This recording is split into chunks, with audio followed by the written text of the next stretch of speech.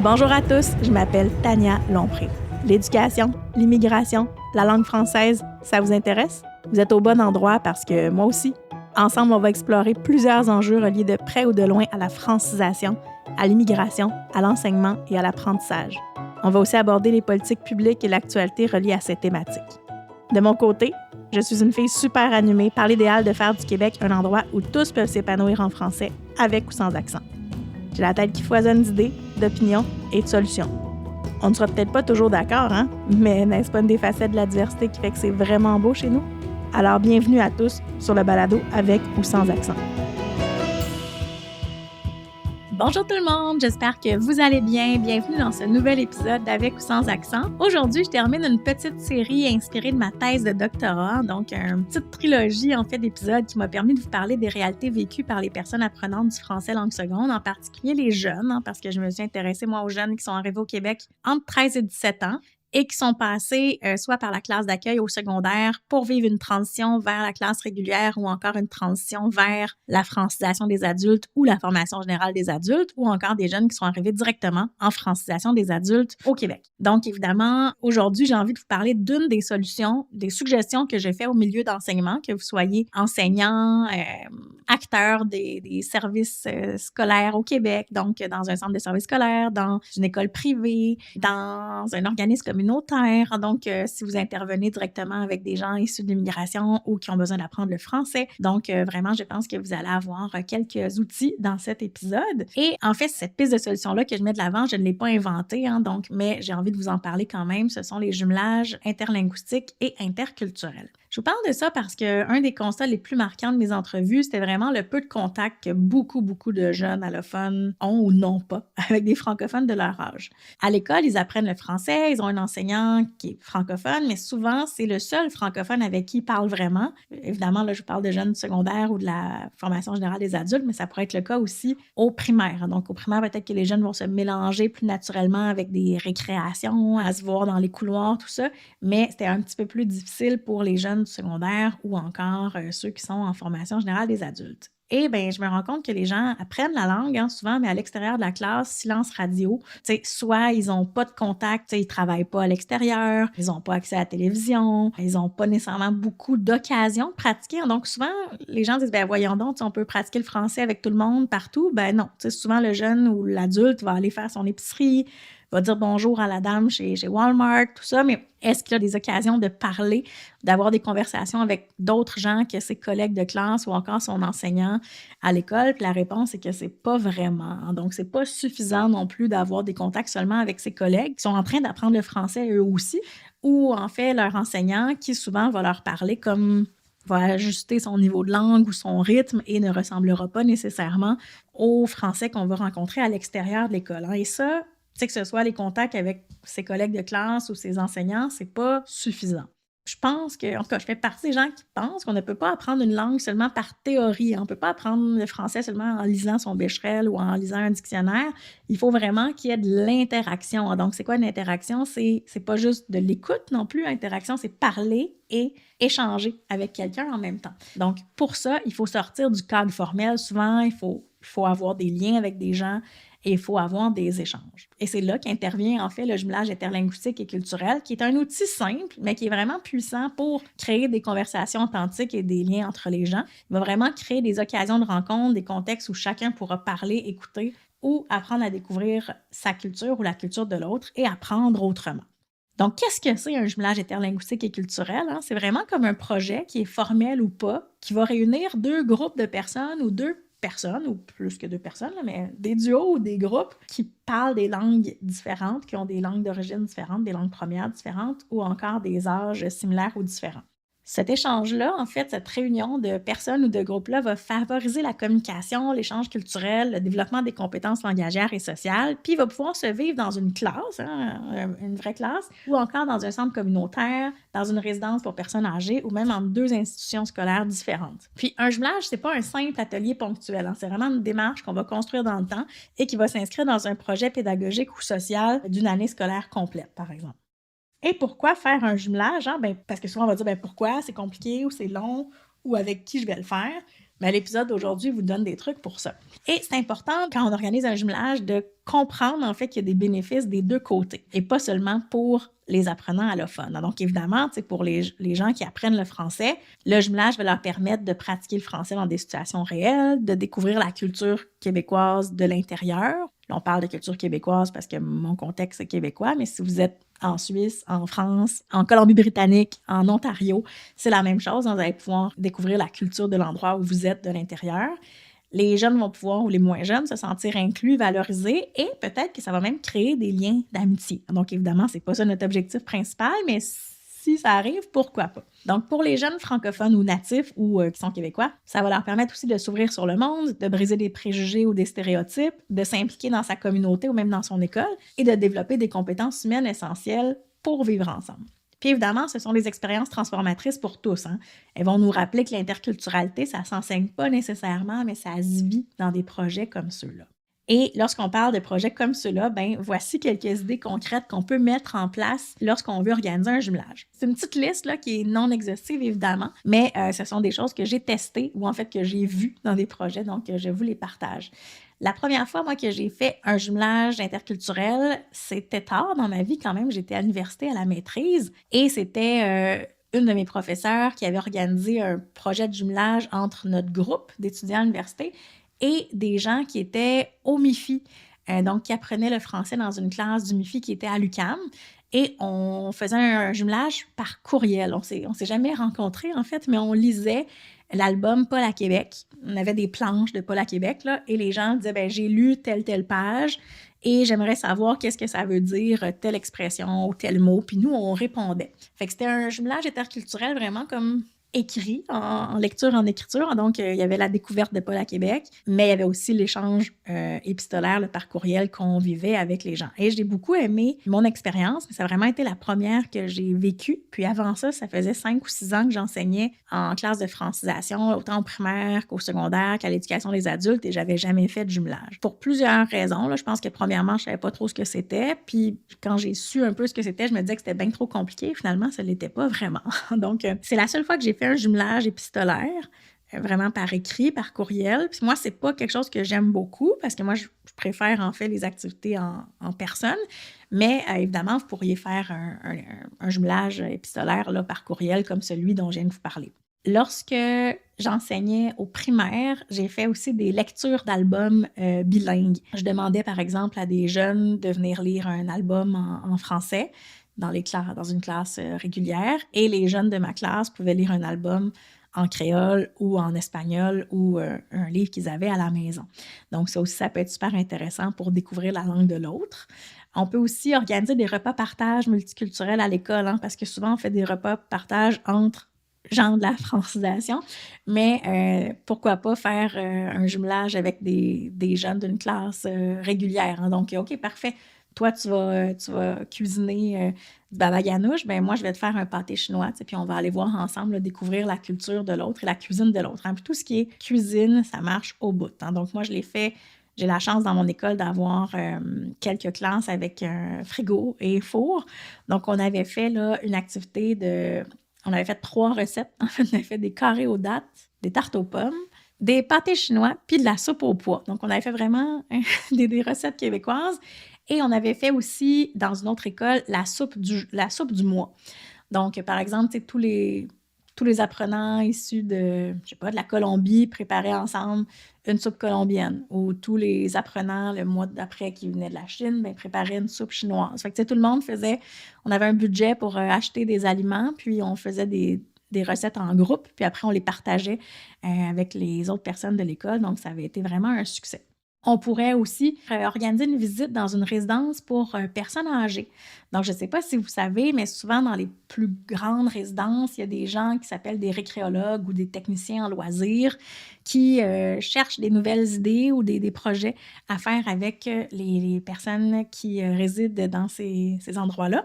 Et souvent, ils sont en mesure d'élaborer des projets avec vous. Donc, moi, j'en ai fait 2. J'en ai fait un par carte. Donc, on a envoyé des cartes de Noël dans plusieurs langues. Et les gens recevaient après des cartes de Noël en français. On était aussi allés visiter, donc on avait fait une période de jeu. Les gens on avait fait il y a quelques années des danses. Les gens avaient montré des danses québécoises aux apprenantes. Moi, j'avais un groupe de filles, je me souviens, une gang de latinas, puis là, ça dansait, puis là, ça trouvait ça super le fun. La seule qui avait les 2 pieds dans la même bottine, c'était moi. Donc, c'était pas un succès pour moi, mais j'ai jamais été une très bonne danseuse. Mais en tout cas, on avait fait aussi une activité où les gens devaient raconter comment, tu sais, par exemple, qui étaient très surpris là, de voir que les personnes âgées habitaient dans des résidences et qu'on avait discuté ou échangé sur les pratiques dans les pays d'origine. Et les gens nous avaient parlé aussi de leur enfance au Québec, hein, donc comment ça se passait en 1900, je sais pas quelle année, là, 1930, mettons, là, je dis n'importe quoi, mais dans les années où les gens sont nés. Donc, c'était vraiment super intéressant. Puis, ça avait permis à tout le monde de parler et d'entendre, en fait, aussi certaines expressions, certaines façons de prononcer qui sont très différentes. On avait aussi déjà jumelé 2 classes autour d'une thématique commune. Donc, j'avais fait une activité sur les animaux du monde avec une classe au primaire. J'avais demandé aux jeunes de la classe régulière de présenter 6 animaux du Québec, hein. Donc, on avait l'écureuil, on avait la marmotte, le porc-épic, raton laveur, tout ça, puis ils devaient présenter les animaux. Puis les jeunes de la classe d'accueil devaient présenter un animal de leur pays. Donc, j'avais mis les jeunes en groupe, puis ils devaient présenter, par exemple, un animal de l'Iran ou un animal de la Colombie ou du Mexique. Fait que c'était vraiment super intéressant aussi, pour les plus petits. Un autre projet qui a été fait, que moi, je n'ai pas fait, mais que j'ai vu, c'était de créer des capsules vidéo ou des affiches en duo pour, par exemple, certains événements spéciaux de l'école. Capsules vidéo sur plein de choses, hein, donc présenter son pays d'origine, par exemple, comme une capsule touristique aux gens. Là, si vous allez au Mexique, que devriez-vous faire, que devriez-vous manger, tout ça. Puis les gens du Québec présentaient leur région. Hein, si vous allez en Mauricie, si vous allez au Saguenay, qu'est-ce que vous pourriez visiter ou faire? Donc, c'était super intéressant. Il y a aussi beaucoup de choses dans les invitations, parce que souvent, on va faire de l'intégration partielle. Les jeunes de classe d'accueil, par exemple, au primaire ou au secondaire, vont aller passer quelques périodes dans une classe régulière pour voir comment ça fonctionne, mais on ne fait pas souvent l'inverse. Donc, d'inviter des jeunes des classes régulières pour venir voir comment ça se passe, la classe d'accueil, qu'est-ce que c'est la classe d'accueil, comment ça fonctionne l'apprentissage d'une langue seconde. Donc, c'est super intéressant de faire de l'intégration partielle de l'autre côté. Donc, évidemment, les jeunes Québécois ou les jeunes francophones n'iront pas en classe d'accueil, mais de voir comment ça se passe, de comprendre comment on apprend une langue, puis de voir comment ça fonctionne, d'apprendre aux jeunes des expressions québécoises ou de parler d'un sport qu'on pratique ou d'une sortie qu'on va faire à la fin de l'année. Par exemple, d'aller présenter la ronde. Vous allez aller à la ronde, là. Qu'est-ce que c'est la ronde? Venez nous parler en 3-4 jeunes qui pourraient venir nous présenter la ronde, par exemple, ou des choses comme ça. Vraiment, des petites activités qui peuvent être super intéressantes. Ou seulement inviter des gens. Hein, souvent, les dernières périodes, là, je ne sais pas si vous enseignez au primaire ou au secondaire, souvent, en tout cas, surtout au primaire, la dernière période, le vendredi, c'est souvent une période de jeux libres. Mais pourquoi vous n'allez pas chercher des jeunes du régulier pour venir faire des jeux libres dans la classe d'accueil ou le contraire? Ça peut être super intéressant aussi. Puis, découvrir peut-être des jeux de d'autres pays du monde. Donc, un jeu de cartes, par exemple, avec des adultes. Expliquez-moi un jeu de cartes auquel on joue en Ukraine, par exemple. Puis, je vais vous montrer comment jouer au neuf au Québec. Ça peut être vraiment quelque chose d'aussi simple que ça. On pourrait aussi demander à des jeunes du cégep ou encore des programmes du PEI au secondaire de faire un projet de bénévolat en francisation. Donc, souvent, les gens cherchent des façons de faire du bénévolat et doivent en faire dans leur programme.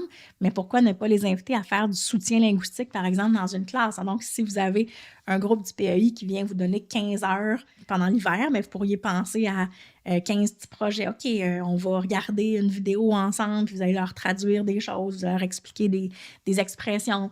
Ou encore, fais juste t'asseoir avec lui puis réexplique-lui un peu comment faire une phrase de base ou comment accorder je sais pas moi, des règles de grammaire, n'importe quoi. Fait que des choses qui pourraient être expliquées par quelqu'un d'autre que l'enseignant. Ou demander, même souvent, vous avez des jeunes allophones qui sont super bons en grammaire, d'aller peut-être réexpliquer des règles à des jeunes francophones. Il y a plein de choses qu'on peut faire.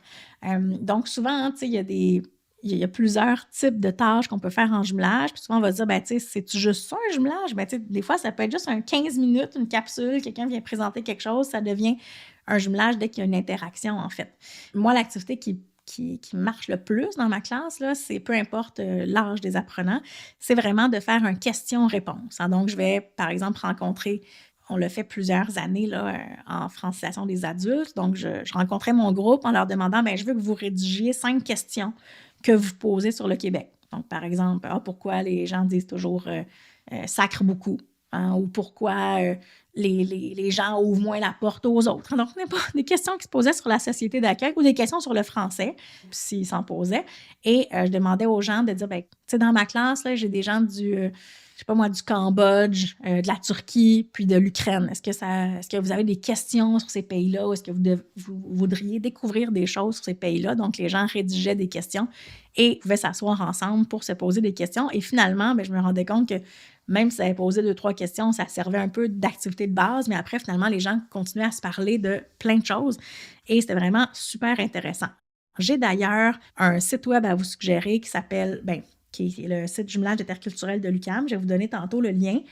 On a fait, il y a quelques années, une des professeures responsables du site de jumelage interculturel qui s'appelle Mme Mira Derèche. On avait rédigé plusieurs questions ensemble. Je pense qu'il y a 200 questions sur le site web qui sont déjà prêtes. Vous pouvez juste les imprimer.